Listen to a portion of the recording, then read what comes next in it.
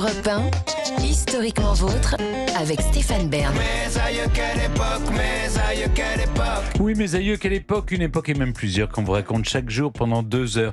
Toujours avec Jean-Luc Lemoyne, David Castel-Lopez qu'on retrouve dans un instant et maintenant avec vous Virginie Giraud, notre historienne des mœurs. Ça s'est passé dans le passé, on remonte en 1883, quand le médecin Joseph Mortimer Granville invente un objet qui va faire parler et pas que parler, le vibromasseur. Vous vous souvenez, les garçons, quand vous étiez adolescents et que vous regardiez le catalogue de la Redoute pour vous émoustiller sur les dames en culotte en coton ? Oui, je sais pas vous Stéphane, vous préfériez les fables de La Fontaine érotiques lues en cachette dans la chambre de Louis XIV à Versailles. Mais je suis sûre que Jean-Luc et David, eux, se souviennent du catalogue de la Redoute et de cette page où on voyait une femme tenir un étrange objet oblong contre son visage en souriant béatement. Ça me dit quelque chose. Ouais, hein, ça vous dit quelque chose. Moi, je ne savais pas ce que c'était, je comprenais pas du tout jusqu'à ce que j'étudie l'histoire de la sexualité. Mais l'histoire du vibromasseur ne commence pas dans le catalogue de la Redoute. Il est bien plus ancien que ça. Non, on a retrouvé des sextoys en corne dans la préhistoire. Exactement, on en trouve des 40 000 avant Jésus-Christ, mais cela ne vibre pas encore. On a des usages aussi bien connus des sextoys dans l'Antiquité. Ils étaient généralement en cuir, rembourrés de laine, mais pour les faire vibrer, il faut attendre de maîtriser l'électricité. En 1883, le docteur anglais Joseph Mortimer Granville a 53 ans. Quand il ne soigne pas ses patients, il imagine des objets mécaniques pour soulager leurs problèmes. Il travaille donc sur un projet qui s'appelle le marteau de Granville. Une petite batterie permet d'alimenter un système de percuteurs qui fait un mouvement d'avant en arrière répétitif. Ça permet de donner des petits coups sur les muscles pour les détendre. Oui, bien sûr, des petits coups pour détendre les muscles. Je vois, Jean-Luc, que ce mouvement d'avant en arrière régulier vous évoque autre chose qu'un simple massage. Eh bien, au 19e siècle, tout le monde pense comme vous. Le marteau du dispositif de Granville est très vite remplacé par un godemiché aux dimensions, somme toute, tout à fait banales.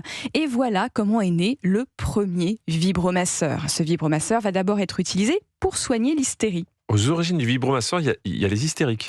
En effet, mon cher Jean-Luc, depuis la médecine hippocratique de la Grèce antique et les gynécologues romains, qu'étaient Soranos d'Éphèse et Galien, on pense que l'hystérie est un problème d'utérus. D'ailleurs, ces deux mots ont la même racine grecque, ou stéros.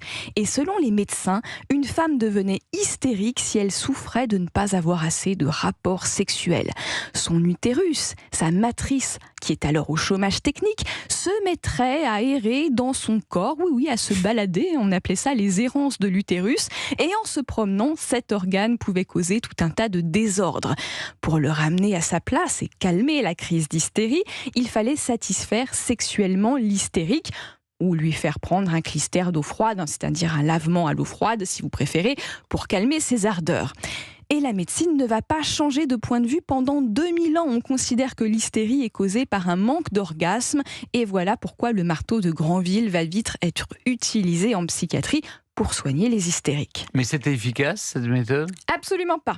D'ailleurs, les psychiatres de l'époque n'utilisaient pas que des vibromasseurs. Ils avaient aussi des sortes de ceintures pour comprimer les ovaires et tout un tas d'objets phalliques dont aucun ne soignait l'hystérie.